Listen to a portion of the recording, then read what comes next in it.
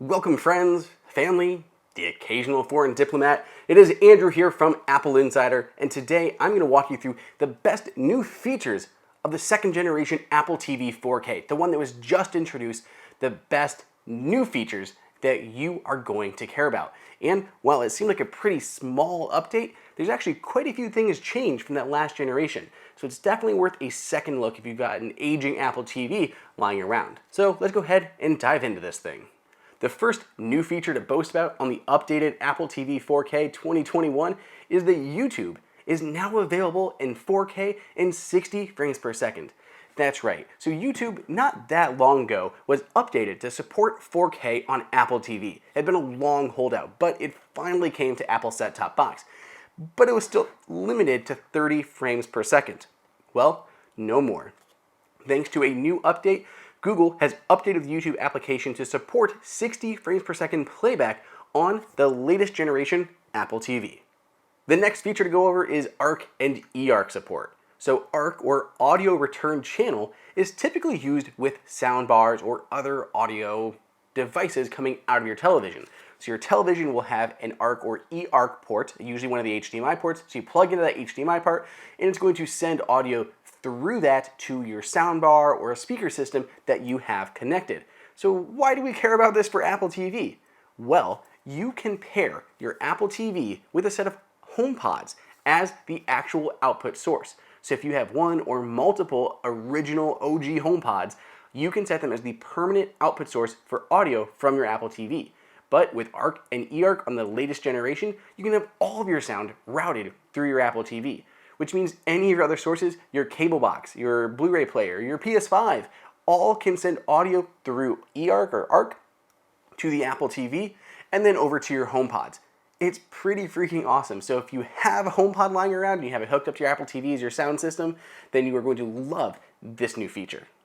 HDR content is getting a big boost as well on the new Apple TV. The new Apple TV 4K supports high frame rate HDR content, similar to how YouTube is doing it, but it'll work with any source that is going to support that high frame rate HDR. So there's lots of different options here, and Apple is specifically partnering with a few different networks like Fox Sports to bring that 4K HDR content at that higher frame rate to Apple TV. It's great for sports, especially because you want it to look really smooth, you want to see the ball traveling through the air, all of that. So it's fantastic to see high frame rate HDR content coming to the Apple TV, and it's being enabled thanks to that updated processor on the inside of this guy.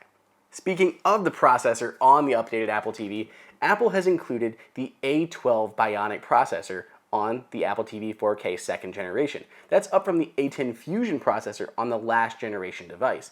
So it's going to really be the brains and the power that's driving a lot of the new features on the updated Apple TV. And it also leaves a lot of headroom for gaming, for game developers to take advantage of, the next several years to come as they come out with higher resolution and just more in-depth immersive content to play through Apple Arcade or any of the other games on the App Store. If you use AirPlay to stream content to your Apple TV, then you're going to be excited with this. Now, the iPhone 12 line can capture 4K HDR content, Dolby Vision at up to 60 frames per second. But you couldn't play that 60 frames per second content on the last generation Apple TV. The new Apple TV, yes you can. You can now AirPlay 4K HDR content in that higher frame rate. So Apple's supporting the higher frame rate in applications, and it is supporting it over AirPlay. Next feature to talk about, updated HDMI. This is super exciting, guys, right? Updated HDMI port. But Apple did update the HDMI port from HDMI 2.0 to 2.1. There are a few different changes here, and Apple still isn't officially supporting 8K, but the updated HDMI has much higher bandwidth, going from 18 gigabits per second to 48 gigabits per second. So a big upgrade in terms of how much bandwidth can be transmitted over HDMI. So while Apple right now has not said anything about 8K content at all, it's possible something could come in the future because there should be enough bandwidth here. But on top of that, just that extra bandwidth is going to allow for that high frame rate HDR content that we already talked about. The Siri Remote, our next new feature. Apple really gave an overhaul to the Siri Remote this time around with an all-new form factor, new design, new aesthetic, got rid of the glass, added a directional pad at the top, added new buttons like a universal power on and off button that you can use to control your television, as well as a mute button down here. Just an overall redesigned remote. You can see we have the Siri button has been relocated to the side. A big overhaul here to the remote. It's also thicker and wider. Apple says it should get lost less because it is a bigger, more substantial remote overall. But yeah, for the most part, everyone's going to love the new Siri Remote. My favorite is the click wheel here at the top, which is very much like the old school iPods or a jog wheel.